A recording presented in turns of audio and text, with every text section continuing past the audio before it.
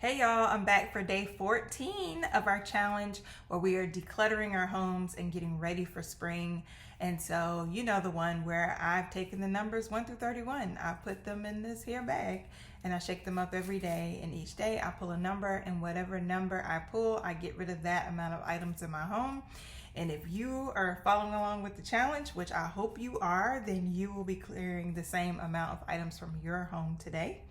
So keep the pictures and everything rolling in. I'm gonna go ahead and get his bag of shape and pull a number. Let's see what we get.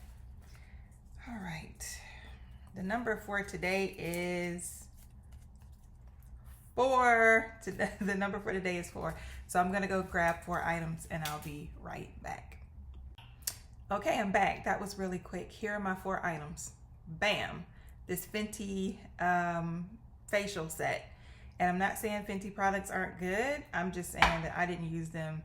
I bought them and just really didn't even give them a shot and a chance, and now they've been sitting up for a couple of years, so not good to use. So I'm gonna clean those and clear those.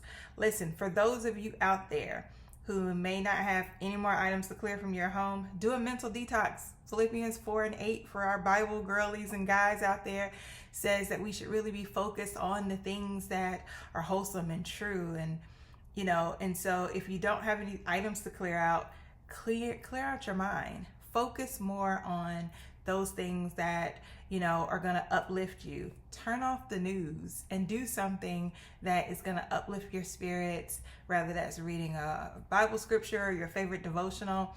There's so much that we can do. Remember, this challenge is not just about cleaning out and clearing out space. It's also about clearing ourselves emotionally, energetically, spiritually, the whole 9. You can do tech cleanses, whatever it is that you feel led by God to do. All right, until tomorrow, we are moving on through this challenge, almost halfway through.